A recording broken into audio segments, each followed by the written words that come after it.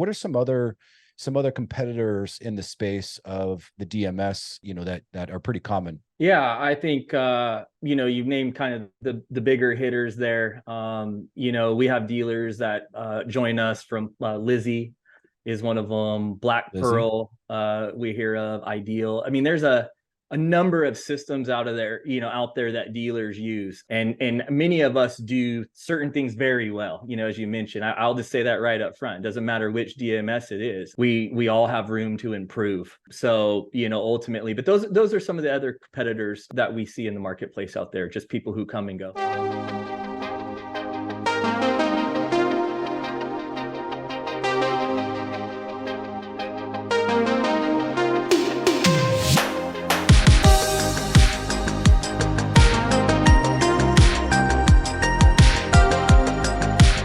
Everybody, welcome back to the latest episode of the Dealership Fixit podcast. I am your host. My name is Jacob Berry, and today we've got a special guest with us. His name is Justin Quinn.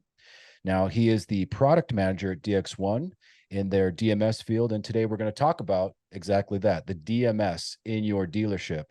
So I'd like to welcome Justin onto the program here. How you doing today, man? I'm doing great, Jacob. Thanks for having me. Good, man. Good. So we were talking a little bit before about a little of your history. Can you just kind of recap a little bit for us, your dealership industry experience and the kind of different roles that you've had within the dealership itself? Yeah, sure. Well, it started early at a young age, as far as just like a lot of people getting in the dealerships. It was part of my family racing, being out the track, big groups of stuff. And as I got a little bit older, I got to know these dealers a little bit better from sponsoring at the races, had one close to my school. So got to go in there. And my first experience, was pushing brooms and pulling parts and, things you'd probably let a young teenager do in a dealership who just kind of loves it. And then as time went on, I was chasing a professional racing career. So dealerships were always a great spot, for trying to have a job. They could understand a little bit of what I was doing. There were some fringe benefits to discounts on parts and other stuff, but overall it worked. And so I spent time in dealerships in Memphis, Tennessee. When I was on the East Coast, I was racing out there. That was, probably the first real dedicated to working job, and started at shipping and receiving. That was really my first imprint in a dealership, really working, which I was really glad about, because as time went on, either at that moment or as a parts manager or anywhere in the dealership, you realize how important that shipping and receiving position can go. So I think it kind of got my brain geared up towards more of a management side. And then as I continued trying to get that professional motocross career, I worked back out to the West Coast, which is where I'm from, and had a chance to work in a big multi-store dealership on the coast. Same thing was in shipping, receiving there. I mean, I just think I really fit that role. I'm sure we'll talk about it, but most dealers are looking for good, dependable people who can not cut corners and do things right. And that's how I was taught in that dealership. And then later on, I was fortunate enough to work for KTM. I worked in their racing program early on. So not quite the dealership, but certainly working with an OEM. And then after that, I worked my way at Quinn with a distributor. At the time, it was motorcycle stuff. They were purchased many years ago. But I actually had an opportunity to work as a rep, as a distributor. In dealerships, you meet these guys all the time, and you always wonder what it's like on that side of the fence. So it was nice to exactly do that, be on that side of the fence and understand, what it's like, again, to meet a lot of dealers. I think that was really the time I started meeting dealers, really understanding there's not just one way to do it type of thing, and how diverse the industry can be. So I was able to do that, and then eventually settled into Sacramento, California, and worked with a dealership group there for 5 years, and came in to manage their parts departments for both stores, and then eventually ended up working my way into a general manager role with them. And then, eventually decided I wanted to go back to school, kind of got a degree, and at the same time started to do some consulting for dealerships, again, just trying to help dealers understand how to match their DMS with their processes. No matter what DMS you're in, that's always a challenge. So did that for quite a few years. And then, eventually, as the most recent, before my time here at DX1, I was up with one of my good friends, purchased a dealership up in Montana, and had a chance to work with him. So back in again doing that, and then eventually one thing led to another, and now I'm with DX1. That dealership ended up signing up with DX1, so we got to know each other, and they said, hey, we're looking for a right kind of person, and asked me if I was interested. And so here I am now, almost 3 years in as a product manager for a DMS. Wow, man, what a career. So you've got a lot of longevity in there, and I just before we get into the DMS conversation, because that's what this podcast is going to be about, I wanted to ask you a couple questions about your history there. First of all, when you were on the KTM racing team, did you know any of the pro riders that were part of that whole racing organization back in the day, like Roger DeCoster and some of the other champions? Yeah, I got to meet, guys like Roger. So my boss at KTM is in the AMA Motorcycle Hall of Fame. He's been on the MIC Industry Council. His name's Selvaraj Nariana. I think, if you've been around the industry, you probably know that name. He's everywhere. He's at the races. He's at business. He's at shows. And he really imprinted a lot of this not work ethic per se, I thought my dad did a good job, but when it came to stepping it up and again, working at KTM and seeing all the intricacies, and he introduced me to many of those racers, the Roger DeCosters of the world. I mean, we were competing against them. And then of course I was the team coordinator. So at the time we had Grant Langston, Brock Sellards, David Pinkree, and Kelly Smith. Being a privateer, you get to know some of those guys, but they're your competitors. So it was much different. Yeah, to get to know people, I could always say, yeah, I know of that person, but I don't know them personally type of thing. So yeah, there was a great opportunity to meet some childhood heroes, some peers, and eventually form some friendships with people who were competitors at the time. That's so cool, yeah, man. it was really great. That's super cool, man. Super cool. A lot of people dream of that. So, and then you mentioned that you, the last dealership that you were working with doing some consulting and then ultimately signed on with DX1. What's the name of your friend there in Montana? Yeah, Blitz Motorsports up in Montana. He's a good friend, goes back a long time. He's like a lot of us. He's why he's in the dealership game, just a love. It's been in his life the whole time. And yeah, right before COVID, he got a call. I got a call and he said, hey, bought a Yamaha dealership and, looking for some help to get it going. And we went up there and, thought maybe there could be, something we could do in the long run. And yeah, we got him going and I think business was going good. And, like I said, this opportunity came up and yeah, it looked like a good opportunity to take. And I think he was very happy for me and he's thriving and doing great today. Good deal, man. Shout out to Bliss Motorsports up there in Montana, enjoying that cool weather in summertime here. Yes, sir. Okay, cool. Well, let's get into the meat and potatoes, right? So DMS, dealer management software, dealer management system, right? Yep. It's an acronym that could it could bring some, some rough feelings for a lot of operators, right? There's certainly some good points to a DMS. There could also be some rough points, some hard edges, right? That a lot of dealership operators and staff rub up against. But let's kind of break down a couple of the points of the DMS, right? So let's talk about the available products that are out there that someone listening to this might be using, at that time, right? There's the big one, right? There's DX1, right? You guys got a pretty cool DMS, right? I know a lot of dealers have been using it as of late, last couple of years. You guys got a lot of new onboards, throwing out some competition names for you here, just to kind of draw some comparison. CDK Global with Lightspeed is obviously the big one, right? And then you got some factory back ones like Harley. They use Talon. What are some other competitors in the space of the DMS, that are pretty common? Yeah, I think you've named kind of the bigger hitters there. We have dealers that join us from Lizzie is one of them. Black Lizzie. Pearl, we hear of. Ideal. I mean, there's a number of systems out there that dealers use, and many of us do certain things very well. As you mentioned, I'll just say that right up front. It doesn't matter which DMS it is. We all have room to improve. So, ultimately, but those are some of the other competitors that we see in the marketplace out there, just people who come and go. Hey guys, this episode is brought to you by MotoHunt Premium. MotoHunt Premium empowers powersports dealers with data and technology to give the best possible market advantage on every vehicle at your dealership. MotoHunt Premium offers a suite of features such as real-time market analysis, inventory management, and up-to-date pricing guides like JD Power and NPA. Dealers love to leverage the platform to identify potential inventory risks and potential issues with your online listings. And it also helps to execute make and model strategies, enabling dealers to help move inventory faster and make more profit. To start leveraging our technology at your dealership, go to motohuntpremium.com. That's motohuntpremium.com to learn more and request a free inventory audit for your dealership today. Okay, cool. And let's talk about just like the core dynamic of what a DMS is supposed to do for a specific dealer, right? So if you can, just in a nutshell, just give us a brief description, regardless of the product that a dealership is using, or maybe someone is listening to this first time and they're just a regular sales guy and they're like, what the hell is a DMS, right? What is a DMS's function within the dealership life? Sure. Well, at the core of a DMS system, it's an inventory management system. That's at the heart of everything.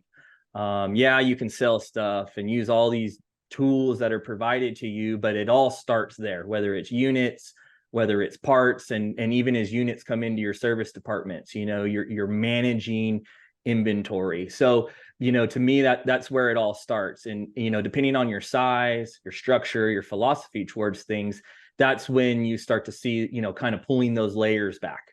What does my business do, and how can I utilize those tools that are within a particular DMS to kind of get us to where we want? So, from there, and in today's climate, things are really changing for a DMS. What we were talking about, even 10 years ago is changing fairly dramatically with, technology.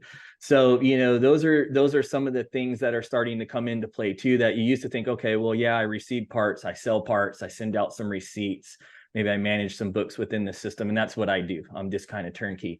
But yeah, now it's, there's lots of pressure on dealers to be providing numbers and meeting quotas and really justifying what they're doing, and maybe with a particular manufacturer or not. So, today it's really hard to just say what it is, because the demand on the dealer is so high. E-commerce and brick and mortar we're almost at odds against each other for years. The dealers were still trying to figure out what to do, and some of those early smart pioneer dealers figured it out quick, which is, we can do this together. And once COVID came in, I definitely think it made people kind of rethink their businesses one way or another. And during that time, we all know people had the luxury of being usually very busy. So again, I think it really you started to find out as a dealer what it is we need to do to meet the high ends of the business. So again, I think that's what a DMS, again, is designed to do: let you bring in that inventory, and then eventually, through many different tools, manage that process of distributing that inventory. And of course, you have, all kinds of stuff that comes behind that, reporting, managing customer satisfaction, leads, rapport, business development management. So it just really starts to figure out, right, based off of what you need. But at a core, that DMS is the best way for you to keep track of what your business is doing. And we still know a lot of dealers that are running their businesses on pen and paper, which, we're not going to say good or bad, but, that's really what we're talking about, especially to these folks out there that you might be saying, well, we don't know what a DMS is, or shy away from the topic of a DMS. Ultimately keeping track of those things and being able to do something with your information is pretty valuable. Yeah. Well, let's talk about that, right? Let's address the people out there that may be still using pen and paper, Excel spreadsheets, or, something outside of a traditional DMS, from all the available vendors that are out there now, right? So it gathers all your data, keeps it kind of in a core, nucleus centralized area that you can access. And it's really made for, mostly the sales department, mostly the P&A department, right, for that inventory, type of management system that you were talking about. But it can serve a lot of functions also for service, right? It can serve a lot of functions, like you said, for reporting, all these accounting type systems, right? Some people have bookkeepers that use that for their open quotes and deals. They use it for their, their system to collect taxes in. I mean, there's a whole bunch of functions for it, but, let's take DX1's system, DX1's DMS. What is the main department that DX1 really focuses on? If you could choose any of the departments, parts, sales, or service, or even motor clothes, if it's a Harley-Davidson dealership, right? Because they like to keep their apparel kind of separate from parts. What does DX1 mostly focus their DMS on, if you had to pick any one of those departments as a priority? Sure. Well, I'm going to be a little bit difficult for you and throw in another department, which is our customers. Ultimately, we are a cloud-based agile software. And, somebody's saying, well, what's agile mean? We release each month. So when you ask that question, where do we put our focus? We put our focus where our customers are telling us we need focus. We are very open with our group in particular, ways to quickly and enter in idea submissions. Our support team wants to talk with you in less than a minute. We have, specifically designed account managers that are reaching out and managing this process. And internally, we are all meeting. So, although that's not exactly what you asked, that's exactly what we do, is focus on the customers and let our customers tell us what's going on. And particularly, I think that was a strategic advantage for us and our customers when you think about times like COVID, where things seemingly overnight just drastically flipped and changed. Our ability to respond to that was paramount to our success and our customer success during that time. So, but to kind of go back to, I know what you're asking there too, I would say parts is definitely seems to be a lot of the hubs, right? You bring in stuff for service, you're still moving parts from your dealership into the service department. As you're selling units, you are installing parts and selling accessories and selling gear. And as people establish rapport with customers to try to get those long-term relationships, that still continues to usually happen in your parts and your service department. So, I'd say over this year, we've definitely been focusing on parts. The year before, again, kind of looking at, what we can see data wise and what we know the industry was doing while COVID was going, we were prepping up our service area, our service module.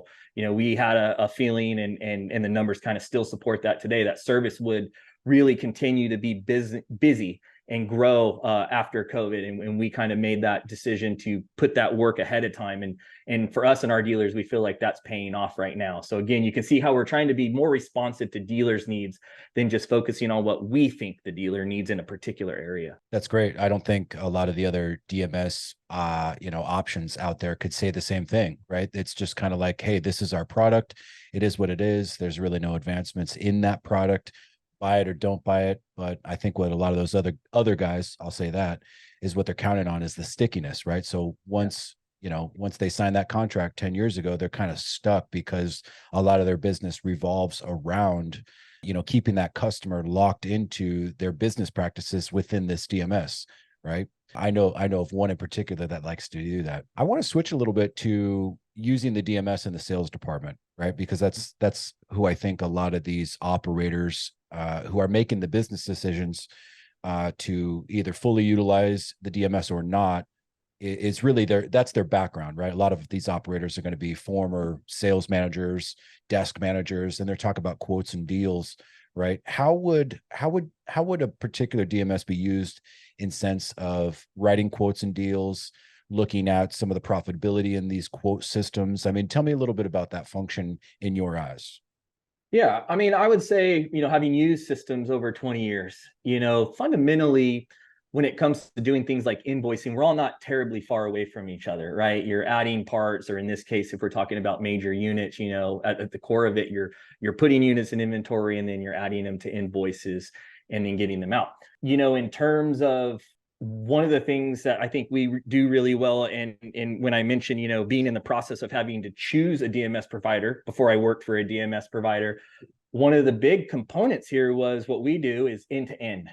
Meaning, this DMS thing we've been talking about, departments, or it is a DMS, and talking about how it's changed over the years. Well, now, it used to be before, many years ago, if I get a unit and I receive it in inventory, I want to list it on my website and I want to list it, at these other third-party destinations where I'm going to be selling products. It was a really manual process, and it still is for many people. On the sell side, leads. I mean, leads are just so valuable for dealers. Again, get in a competitive market, being able to get that information quick and do something with it. And our system, we haven't really talked about, but does a lot of integrations. That's kind of one of the big things that the industry is kind of moving to and has moved to, is integrations. So for our dealerships, thinking about using a dealer management system and the benefits of it, particularly within that sales office, is that ability to manage the time and still manage the customers. That's the challenge for dealers, I feel, all the time, is keeping up with these tasks, that we will talk about or can talk about, what's it take to do, and at the same time, just run your business. And, dealerships don't necessarily have the hugest profit margins. So, always finding those balances between staffing and seasonality and market conditions and all those types of things are difficult enough, let alone, trying to have to understand, am I paying somebody each day to just pound on a keyboard to put stuff up and down? So I think, from that side, providing tools that interact with the DMS to help manage those processes, to make it seamless all the way from when the customer eventually leaves with the unit. And then again, some of those other processes within the DMS outside the inventory management, where you're doing follow-up, you're sending your customers newsletters, scheduling events, again, really trying to keep that business under your dealership and in your dealership. So, on the major unit side, I think particularly that's one of those important areas in our system. When you add in a unit, it goes to all those destinations automatically, When you Interesting. sell a unit, it comes down automatically. So just right off the bat, when you think about a DMS, and again, on the sell side, that's a lot of time. So thinking about how to use a DMS to take a lot of that manual labor, a lot of that manual clicks out is just as important as anything else you can do in a system. Well, let's expand about that on the sales side, right? So the major unit retail side. You're almost talking about this as a function of a CRM, right? The follow-up, the lead management, some of the automation, pre-sale, post-sale, emails, text messages. Are you saying that you envision almost the DMS being a CRM as well? Well, yeah, and that's what we are. I mean, we have a CRM product that integrates with us. It's part of us, TLP product. But yeah, I mean, that's the reality of it. I have that unique view as a product manager, even though we get in lots and lots of requests, to be able to talk to people to see the big picture. Somebody may ask for something, but my job is to pry. Why? How? What are your workflows? What do you do? And it's really always interesting to find out that I start talking about something that's within the DMS, but by the time we talk about the workflow, it has started with a lead, or it has started with some other process. And again, customer retention and all that stuff that comes before and after the sale. I think that's what the founders and the current team did a great job with this software, is realizing that's really what it's about. Not going to 5, 6, 7 different things. Dealers still have to do that today. I need to go here to look up part availability. I need to go here to create a warranty. I need here to do this and that. And the reality is dealers are really wanting to have it all in one space. So yeah, and that sell sits right in the middle of all that, right? Getting them in and then keeping them there. And that process within the sell is I still think the easier part, adding units. Again, we all do that fairly similar, I think, as DMSs go. But, understanding that it's always an end-to-end process for the dealer. I think that's what's been successful about what we've done up to this point, and what I hope our dealers feel is a successful tool for them. In fact, I know they do. That's why they're with us. That's interesting. Okay, so let's take two different roles within the dealership, right? You've got the sales manager, who's mostly going to spend his day in the DMS, right, in terms of major unit sales. And then you've got a salesperson, right? And he's going to be in the CRM, following up with leads, making his phone calls, doing his logs. How would those two systems interact with your kind of all-in-one system, right? Would one person have access to certain things and not others, and the sales manager has access to everything? How's that typically look on the interface? Yeah, our system is configurable. Okay. So almost anything in our system, most things, you can go in and decide whether somebody wants to have access to this or that. Yeah, in terms of what you're asking, the lead can be generated through the lead management system. Even if you don't have our lead management product, we have our lead system also built straight within the DMS. So if you're participating with a program, say with an OEM, or even just your standard website leads, when a customer is interacting there, those leads are coming into the DMS in real time. You're getting real-time notifications. That's one of the big things we're really focusing on, are real-time notifications, because that's really what dealers are asking us for. So in the case of a lead, you can know right away. In terms of helping the dealer, understand what the next steps are. That's something I think that can be assumed. We can assume a salesperson is going to handle the CRM. We can assume the general manager is going to be kind of sitting at the desk. But again, working with over 600 dealers, this is the interesting part, is sometimes dealerships have 3 people doing everything, 5 people that are running around. So again, I think they have the same problem, small or large, which is how do we keep up with it all? When we're trying to communicate. And that's what our system is focused on. So yeah, you'll get a notification right away saying, hey, this lead's come in. It'll show them the important information. And then we have a product that kind of guides them on a road to sell. So again, it kind of lets them manage that process right within the DMS to say, we've made first contact, or we've scheduled appointments, we have to-dos. You can build information into potential trade. You can send brochure information. So again, that first part, really kind of trying to lock the customer come in. And then once you get that commitment, that can seamlessly just turn into a quote, right? So you have that information in the beginning. You're not having a lead over here and then later going in and then typing all that customer information again, and then manually tying back the sell back to that lead. As that stuff comes in, we tie that all to the customer. So that way, as dealers, and this is, again, that important part of that management system, when we said, why is it important to get off of paper and pen, or what does a DMS do? Well, it gives you quick access to lots of data. And managing your customers' data is really important.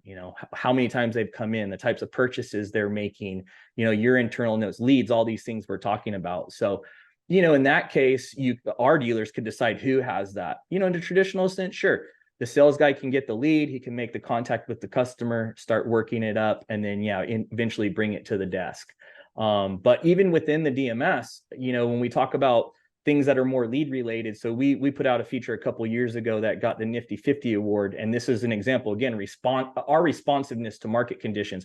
Right when COVID started, man, we were just flooded with, I want to advertise units I don't have, and I want to sell them inside my DMS like they're in stock. I want to be able to take payments and say that they're coming soon and all this type of stuff. So we were able to respond to that.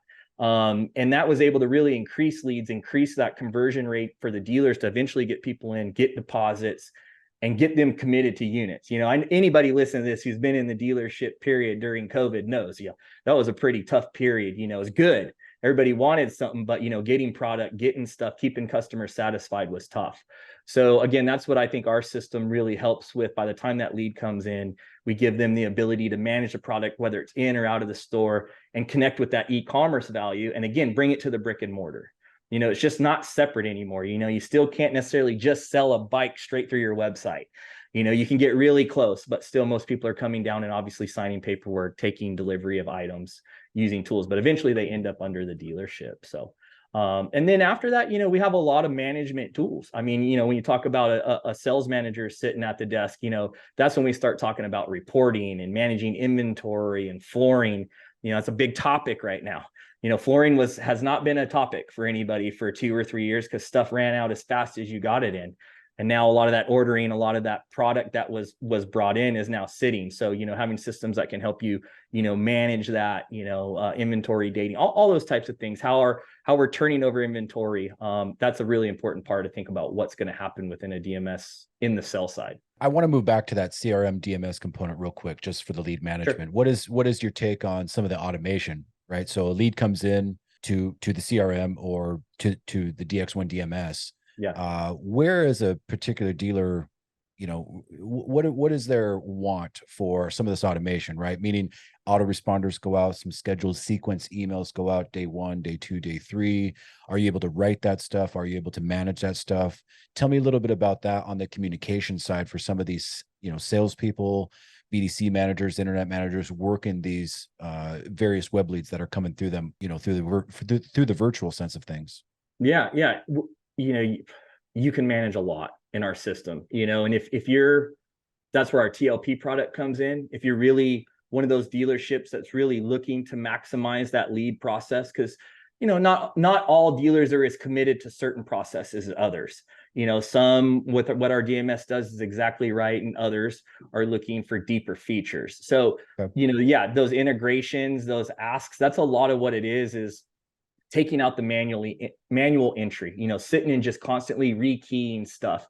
And additionally, again, it's this notification. So like in our system, we have a lot of configuration around leads.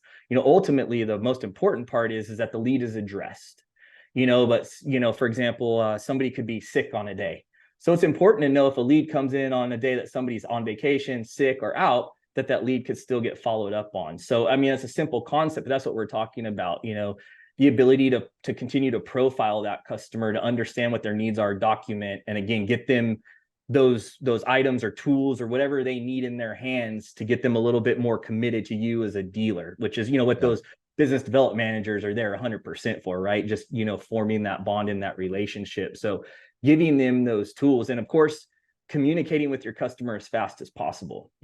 Getting people on the phone is harder and harder these days. It's been hard for a long time, getting people on the phone. So, even email, traditionally stuff goes to spam, stuff goes to junk, but getting stuff to people's phones, that's where people want it. So again, being able to utilize that technology within that lead process and within DX1, we haven't really talked about it yet, but that's one of those nice features that we have built in. That's not necessarily traditionally a DMS item, but as the markets change and consumers want different things, our system can communicate in real time with your customers if you like, across the dealership, special orders, service, all kinds of stuff. So again, that's what we're hearing is real time.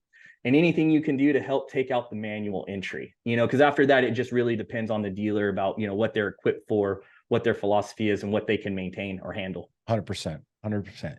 Efficiency is the name of the game when it comes to dealing with all these different opportunities coming to any given dealer at any given day, right? So let's switch gears over to the inventory on the P&A side, right? Because that was one of the topics that you brought up, and you certainly have a long experience in that field doing ship and receiving, inventory manager, parts manager. Tell me a little bit about the day-to-day when a dealer needs to manage their P&A, right? Yeah. They got a lot of different SKUs to go through. They got well, just let me hear it from you. Tell me what the day-to-day from a parts manager using a DMS, how would that look like? Yeah, well, I think, just the day-to-day for a parts manager is a fight and a struggle, right? Because as a parts manager, I think it's very traditional. They get grouped. Well, I'm a parts manager, but I'm also a purchasing agent. I'm a manager of people. I got HR, I got customer relations, and of course, I have all my traditional duties. So, traditional duties, I got to get drawers open in the morning, right? So a DMS is important to balancing your drawers, in your end of day. That's a really important process that most people in the dealership don't think about because they don't have to do it. But, how transactional things happen during the day, the mistakes, the things that don't get done, that's usually something the parts manager's got traditionally the most volume, the most transactions, the most credit card swipes. So, I think first and foremost, as a parts manager, when you're getting up in the morning and getting your dealership going, that's exactly what you're doing, is usually chasing your tail from the day before. You also have to maintain your inventory. I mean, again, that, dealer management system, we talked about that. And, if you don't have inventory in a store, well, what are you selling? And inventory, small dealership, large dealership, you could go from a dealership having, less than 1,000 parts into some that may have, 500,000 parts. And if you're old, you may have stuff that's built up over 20 years. Yeah. So, at a core, I think, unfortunately for a parts manager, if that's what they're getting chased down on, is, why are we out of this part? Why is something negative on hand? Why isn't this special order gone out? Why don't we have this oil for my service department? You're essentially just running around and trying to facilitate the other departments. So I think, that's kind of a general day. You do spend a lot of time, especially our parts managers now, educating people. I mean, this is something definitely that's definitely changed really big time with COVID, is dealers seem to be really struggling finding people who can do certain tasks. So I think managers, particularly parts managers, are being tasked with that today, to either do more themselves, because it's just sometimes easier when customers are standing in front of you, or trying to educate people around you, new employees, to get going. So, that's kind of the constant. Somebody being asked, hey, what about this oil filter? Where do I find this? How do we do that? So, parts manager really is utilizing the DMS to facilitate all of that. Of course, they also then at some point during the day have all the ordering responsibilities, or in most dealerships, I will say. So, looking through that list, understanding, what we need, what we don't need, special orders, my service department again. And then during the middle of all that ordering, of course, you're receiving stuff from the day before, or, prior days. And so you also have to manage that information. That's a spot. I told you, I'm very passionate about that position, because it can all go wrong there.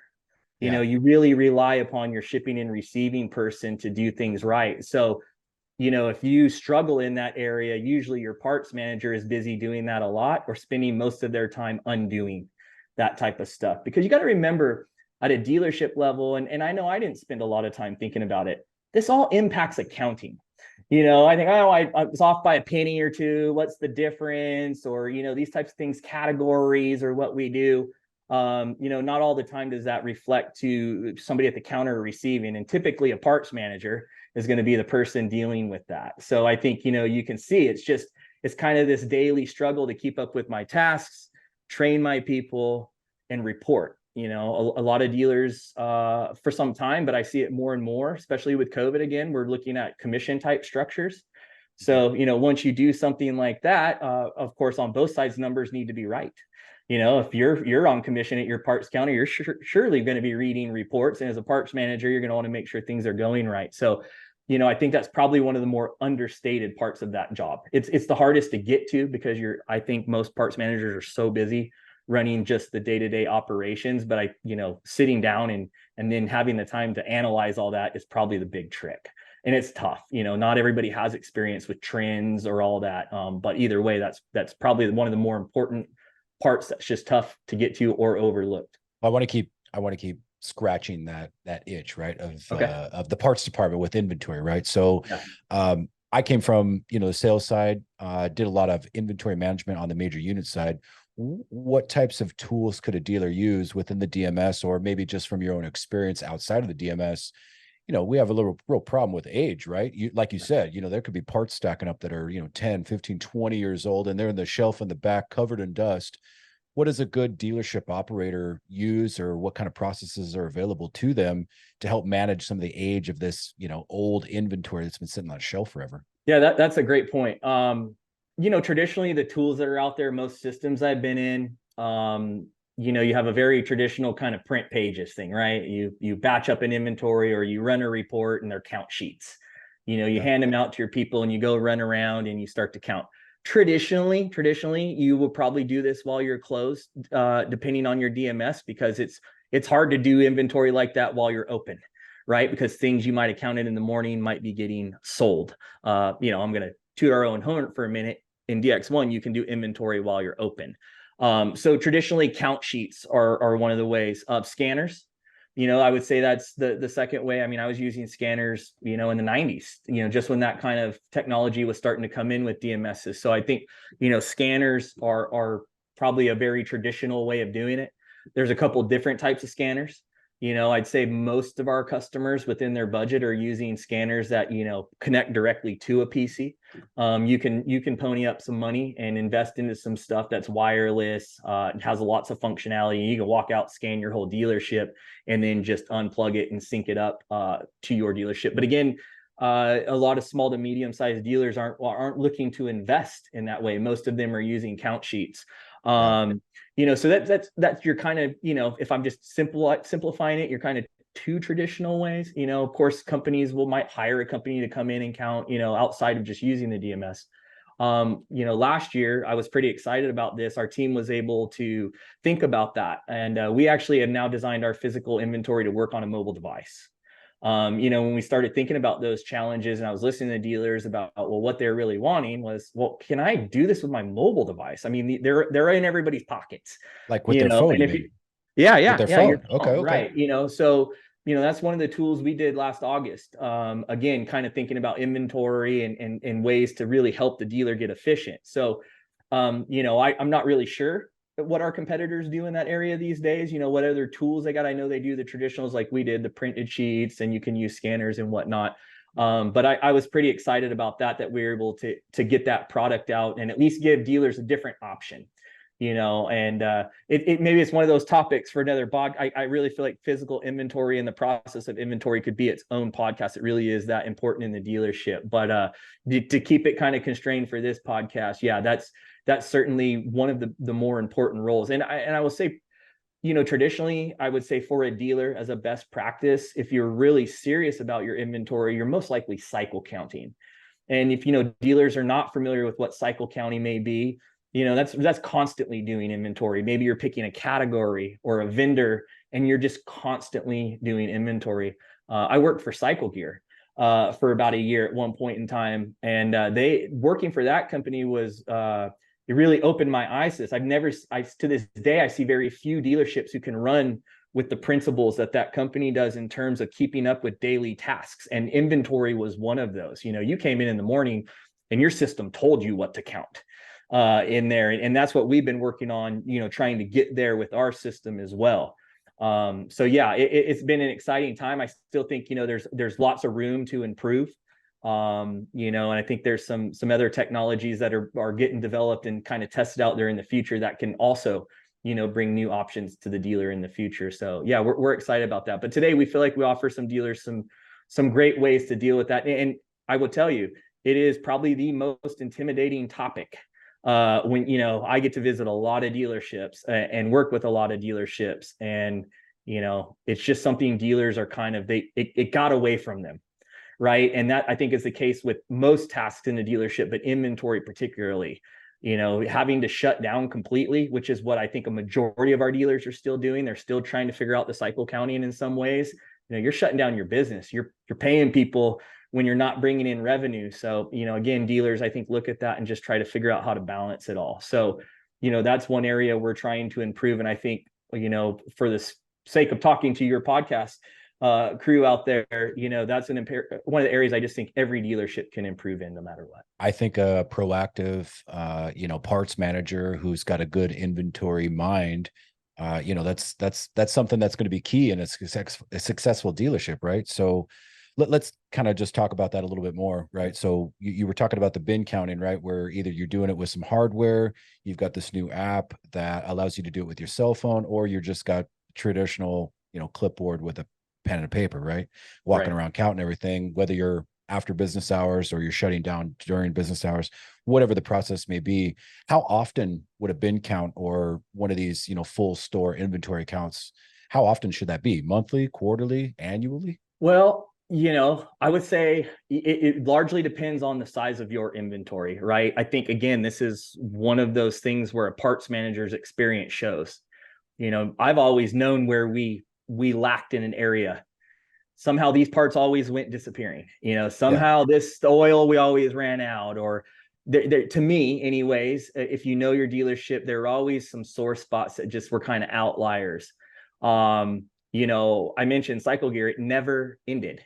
Every morning when we came in, there's just, so many, there's just so many products to count. Every bottle of oil, every spark plug, every jersey, every shirt, goggle ends, tear off, tire, anything you can think of. It's in service, it's in sales, it's on a unit, it's off a unit, it's special ordered, all these types of things. So, when it comes to keeping track of that in-stock stuff, my advice is to dealers is do two things.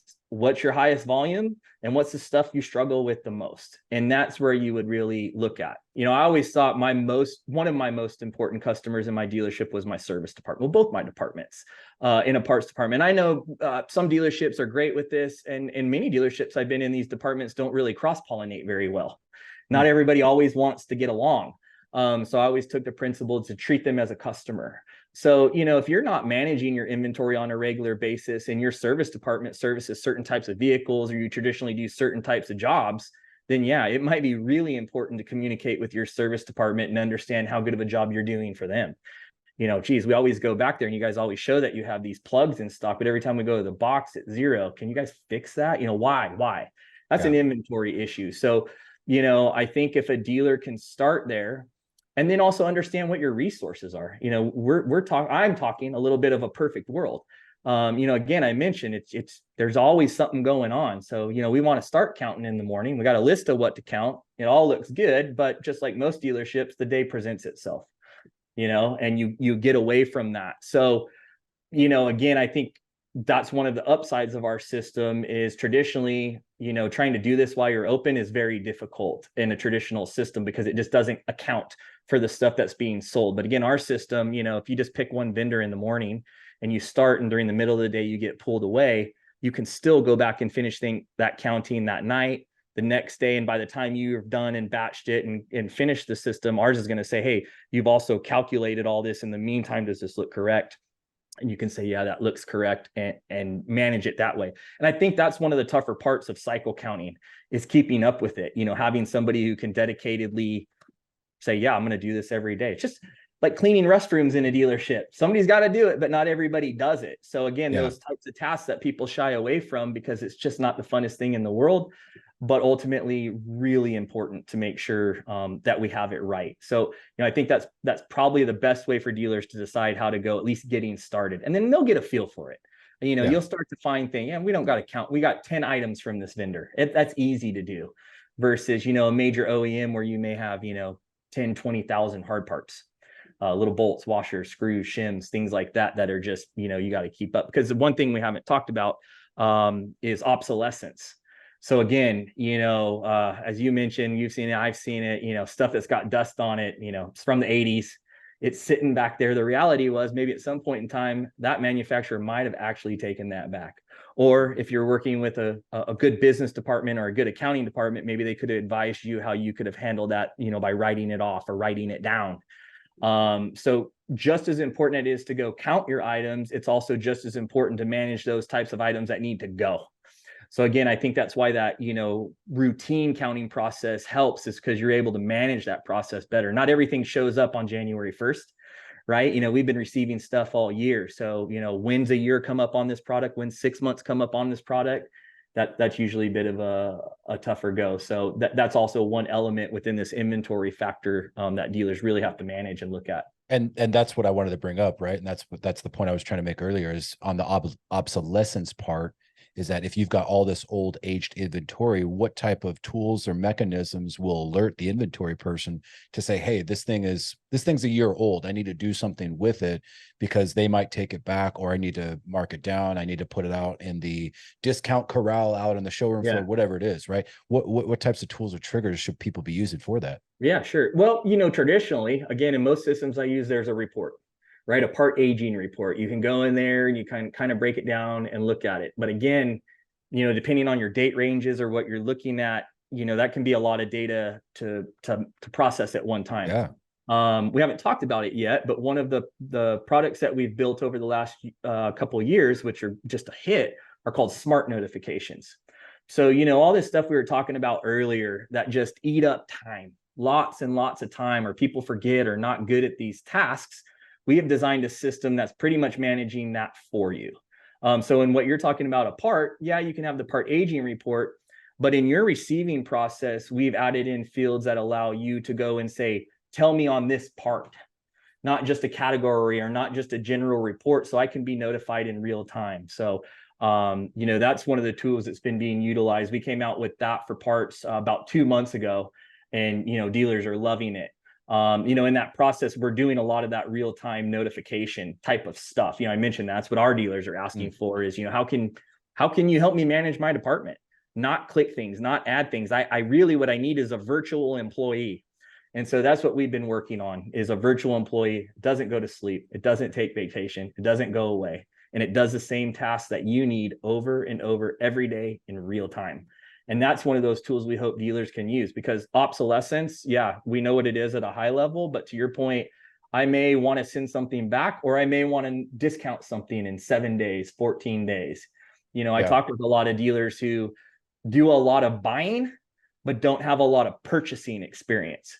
So, understanding that you may buy something in January and sell it for full price the next November, but you don't make, your profit really isn't there. That's depreciated. Usually, to kind of keep within your margins as a general principle, you're wanting to roll product overs, 14 days at a time if you can, 30 days at the most. So, we've been trying to educate dealers that they could also use that tool to kind of help manage that as well. You take a risk on a product, it all costs money. It's cash flow.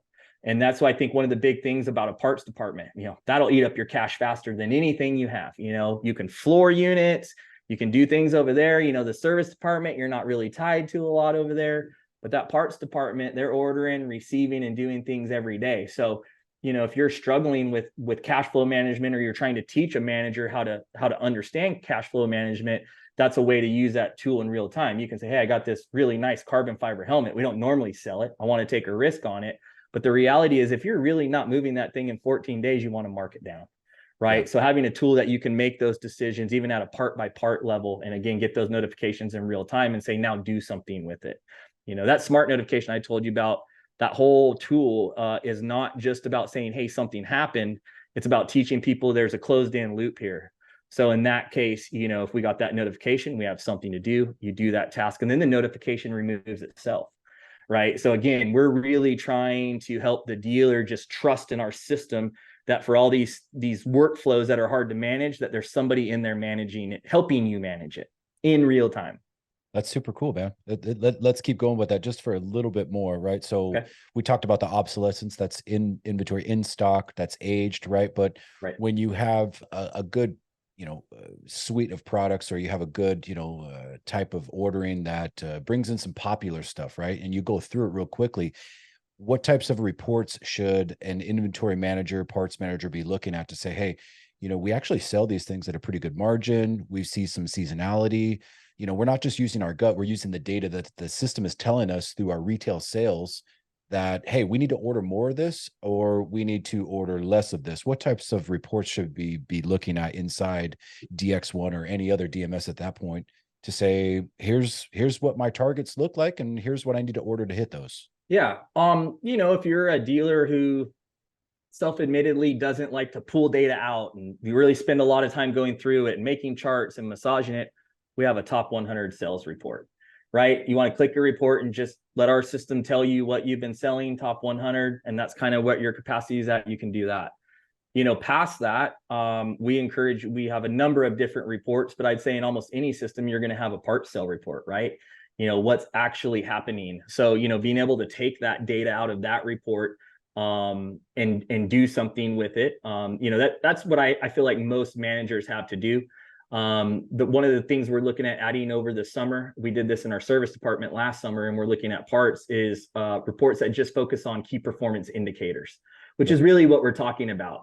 I always like looking through all the data, but that takes a lot of time and not everybody likes to do that. There's kind of weirdos out there like me in those dealerships who just, obsess over the numbers, but they're important.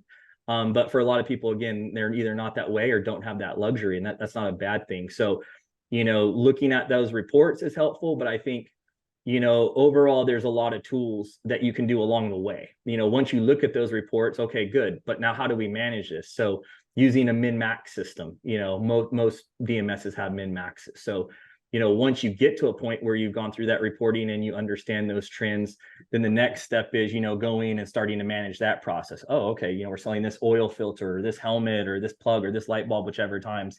Let's not manually do this anymore. Let's go in and set a min-max and start making that process go. But again, not all dealers subscribe to things like min-max. That's a tough part about a question like this is, I've seen, we have the ability to build custom reports. A dealer can do that within our system. And we can also help dealers build custom reports. Not everybody really knows how to get to that end result. And we have a team specialist who can help with that with our dealers that come in. So I think, in our system, like I said, there's a number of reports. You can look at just special orders. You can look at stocking parts you've sold to your RO. But again, I think, depending on your capacity, you're either in a part sale report or a top sales report. One last question in just the parts department, right? So one of the things that I've always tried to work on is the inclusion of the parts department into some of our marketing materials. And the most obvious, I think, that you would do as a kickback coupon or some type of mailer or even a digital coupon to say, hey, here's a discount, or here's, say $5, $10, whatever the monetary amount is. But it's a coupon that we want to give you as a customer, or maybe we're trying to entice you to be a customer of our dealership.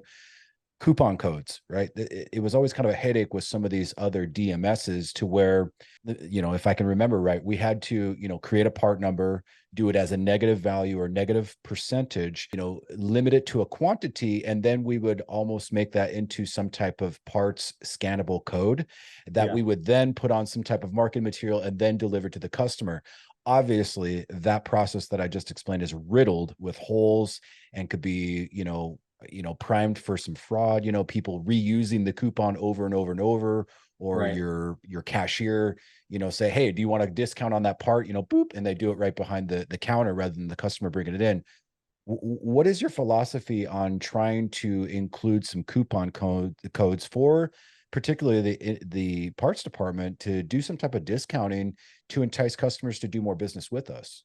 Yeah, I think it's a great idea. At a high level concept, I think it's smart. Again, as a somebody who's in a BDM, that's really what you're doing. Yeah, we see that position majority on the major unit side, but that is the reality. And the fact is, getting people into your store to buy parts is harder and harder because they can compete with the online market. Getting e-commerce, getting things shipped directly in your house at a right price is difficult to compete with. So yeah, I definitely think getting coupons out and promotions that can really help the parts department is smart. We've seen it, right? Buying coffee, have a punch card. People will show up and buy coffee at a certain place because the 12th one is free. So incentivizing your customers is never a bad thing, especially if you're going to save them money. And then past that, I think it's knowing your customer base. What being smart about, not smart about giving out too much in a coupon, but what what is worth it? What's still going to make somebody come in and get something? So thinking about, using those maintenance parts or high moving parts or things like that, I think those are great ideas to get someone into the dealership. Okay. So if I'm hearing you correctly, maybe you don't have any type of coupon code right now that kind of has that capability of being able to digitize that coupon, be able to send it. And I'm only using this example because a lot of major retailers have that now. I mean, Kohl's Cash is probably the most common, to where they're just sending money out all the time in mailers or digital format on an email or text and say, hey, this weekend only, take another $10 off off your purchase if you come in this weekend. And they scan everything so that it's no one has to punch it in as a special code at the time of checkout. It's just let me scan this, and boom, there's your discount off the purchase. Yeah, we're halfway there. I mean, just being honest. We have that first part done, newsletters and events. We have a way with, again, once you get a customer base in, to be able to do that in a mass way, via digital communication. So I could create that coupon. I could, make a nice little flyer that can go to them digitally. Getting it processed, we're still trying to work with our dealers to figure out the best way.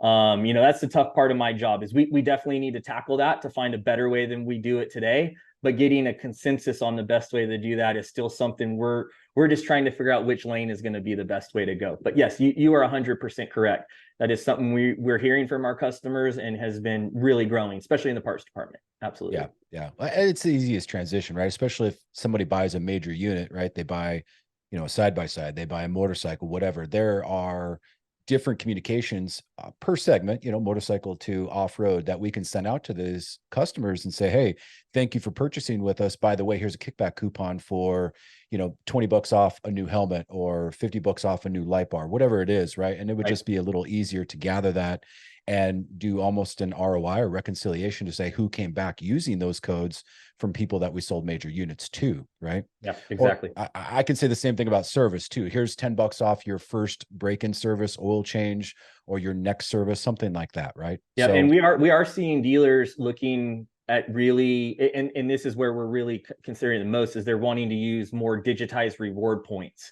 So you're getting it, but it's just like going to a gas station or a grocery store where you're accruing points for making certain purchases. So that's more the trend we're hearing versus the coupon per se. It's the coupon philosophy we're talking about, but just really handling it more through a loyalty program. Again, kind of looking at that ROI, like let's put the incentive with them, versus just a one-shot coupon that may get them in once or twice just because they got the coupon, versus, hey, we can get continuous discounts by just being a loyal customer.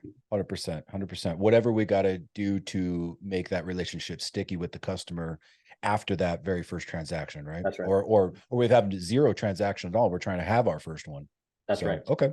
So let me kind of end out this conversation here. And by the way, it's been an honor to talk to you, man. It's certainly a knowledgeable guy.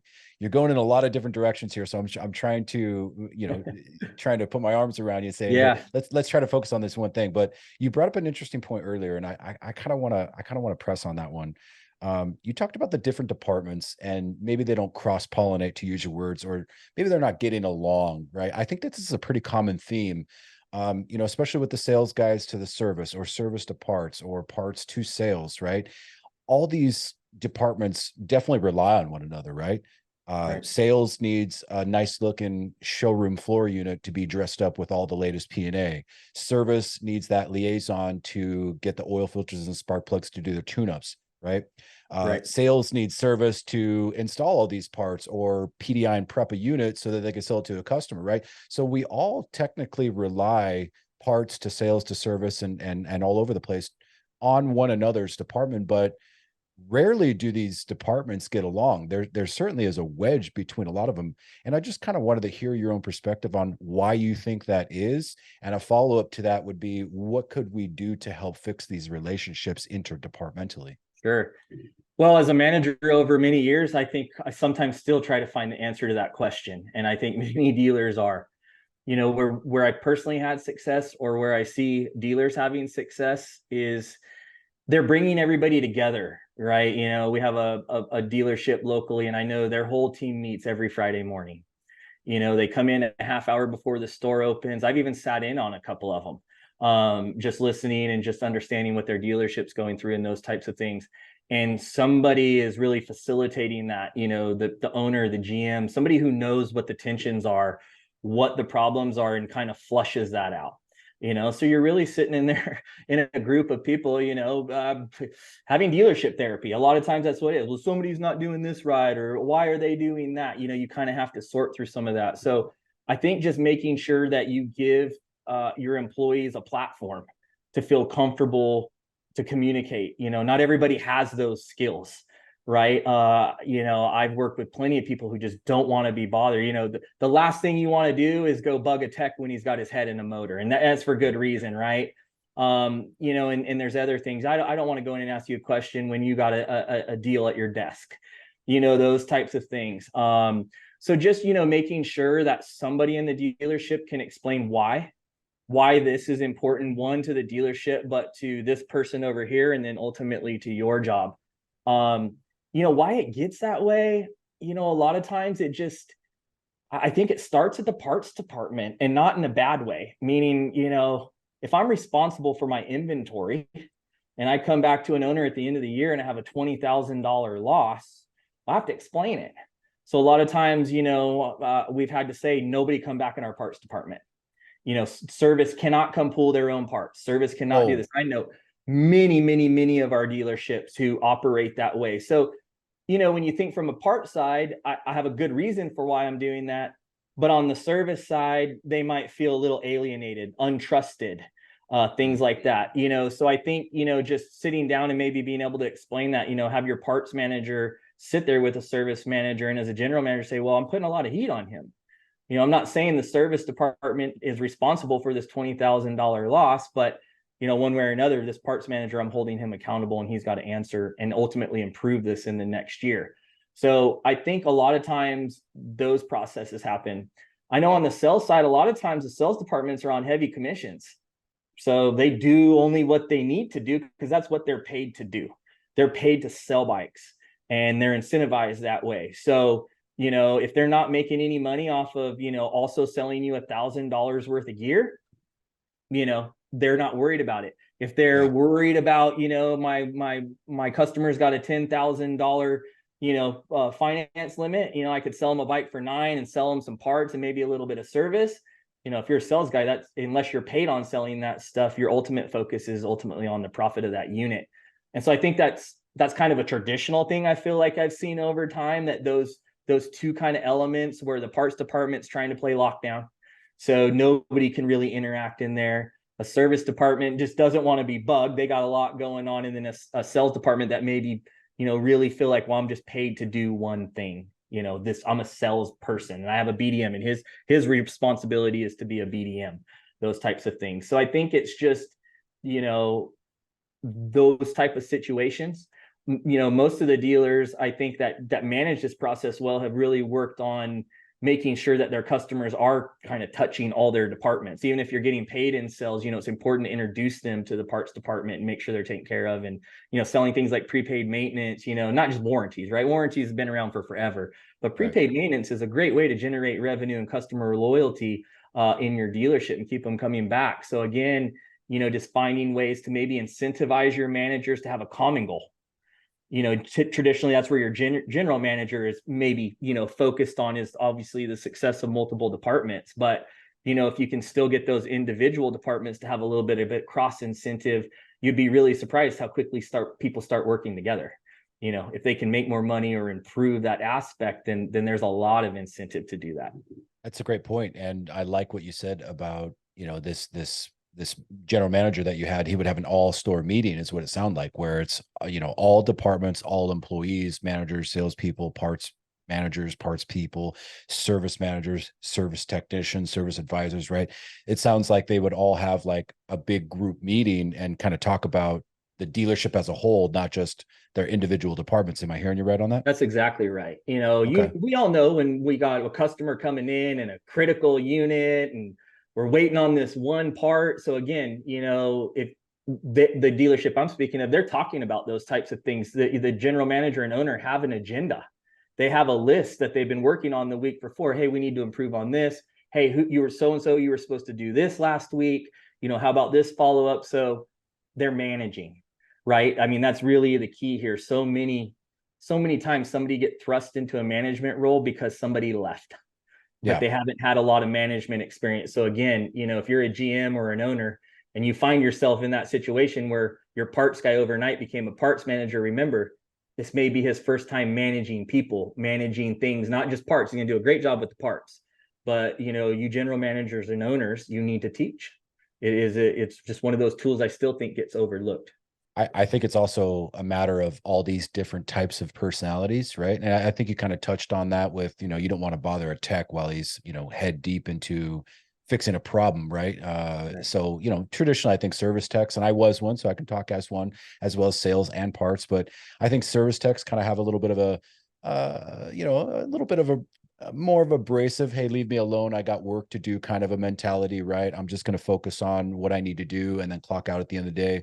Parts guys, maybe they live between a little bit of sales and service types of mentalities where they're analytical, there's parts numbers, it's above the numbers, above the shoulders numbers type stuff, right? Yeah. But you also have to talk to customers on the counter, try to upsell them, but you still have to look things up and be a little bit more organized that way. Where you have our friends in the sales department, right, where they're just kind of, they're dressing nice, they're looking good, and they're fast talking, right, trying to convince people to buy these major units, these $20,000-$30,000 products that we sell. So it could be a little bit of a clashing between personalities and the types of departments that those personalities attract. But what do you think about their leaderships in those departments and how they maybe help to I guess lubricate the relationship between these different departments?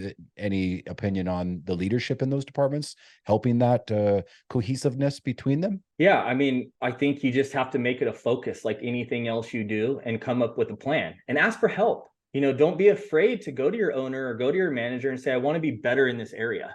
I've had many managers where it doesn't matter if you're a tech or sales, they're just not the friendliest of folks.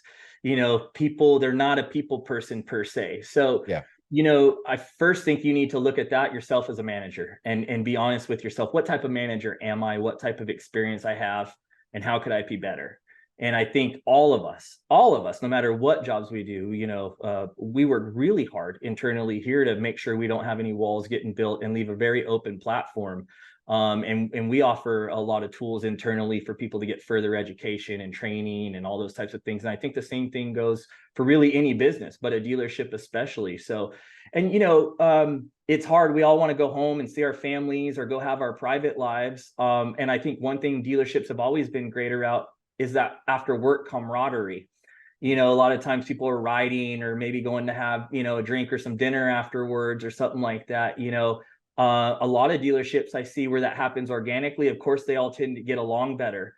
So, maybe if you see that absent from your dealership, think about maybe offering something sponsored in the dealership. Hey, we're all going to go out and have pizza tonight. No good reason. Let's just go out and you all have that. Your employees will probably like it. They might be wondering why this is happening, but if you're doing it just for the fact that you're saying, I appreciate everything you do and I want to continue to bring people together, because I know this person and this person work 40 feet apart, and over the last year have said like 10 words to each other. They get along, but it's just not, communication is not important. Both are very blinded into what they're doing. And again, as a manager, if I'm looking at that, it's my job to help facilitate better communication. So I think just not being afraid to get outside of the box, and maybe it's not your whole group. Maybe, like I said, maybe it's just a couple people. Figure out a way to get them together out of a work situation. Even if you got to give them time during the day where they're being paid, because not everybody wants to go do more work when they get off of work, right? But if this is important to you, then tell them, hey, why don't you guys go take a couple hours, go hit some golf balls, go take a walk, do whatever you guys like to do, fun, get to know each other just a little bit better, and then let that organically grow. And again, just try to continue to facilitate it. And in any business I work in, it's really great when you see those relationships start to hit off, because it's going to impact everybody else in the dealership. That's the reality. It's not like you as a manager are the only one that sees it, right?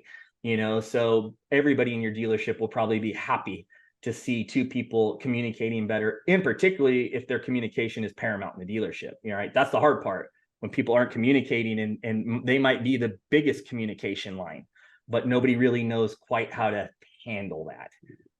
So yeah, just being able to be a little bit more aggressive with it, probably, because I think people get passive and a little afraid of it. It's a great point. That's a great point. Be a little bit more proactive throughout the year rather than just waiting for the Christmas party, the annual Christmas party to get everybody together. Yeah. So, well, man, we're coming up on our time here. His name is Justin Quinn. He's a product manager at DX1. We are talking all things DMS, and then it quickly turned into several different topics, but at the end there, talking about more or less the teams within the dealership and just some of the camaraderie and some of the relationship building that could take place if your dealership is struggling in some of these areas. But I really appreciate your time today, Justin, and look forward to having another conversation with you here in the near future. And any parting words, any heartburn, any types of final advice that you would want to give to the people listening to this broadcast? It seems like a simple thing, but staying positive is really important. We talk about all these factors, and again, I know it being in a dealership is not the easiest place to always be. So, just remembering that, trying to take everything you got and keep it in a positive will go a long way. And yeah, thanks for having us out today. Like you said, that you can see my passion, hopefully, or hear the passion in here for what we do. So sorry if I jumped around on you a little bit, but yeah, we'd love to come back and continue to have more conversations, because just like the dealerships, this is always an evolving process. And staying with it and staying with what's current, and hearing dealers and offering advice, which what your podcast is doing, is just a really great attribute to dealers. So we'd love to be back anytime. We'd love to have you, man. And I really appreciate everything that you talked about today. And let's not forget why we came into this business in the first place, is because most of us started out working in all these various dealership positions as enthusiasts, right? And that's what makes our business so unique in power sports, is that we come in as riders wanting to just do it because it's fun, right? Whether we're doing service or parts or sales, we're into it mostly. I can speak for most people, is because we like to ride.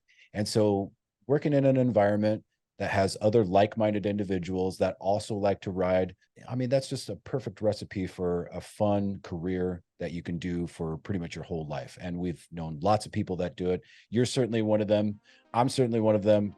And we know a ton of people out there that are just like us. And so I really appreciate you coming on. And that's it for the Dealership Fixit podcast. Like, subscribe, check us out online. We're on Spotify, Apple, YouTube. We got video, we got audio, we've got all sorts of ways that you can listen to this podcast, plus many, many more. We're all about the dealership life. And remember, you are the Fixit within your dealership. So anything that you pick up from this podcast, definitely use it. Give us some feedback on it. And we'll have you back soon, Justin. I really appreciate you coming on. Thanks, Jacob. Thanks, guys.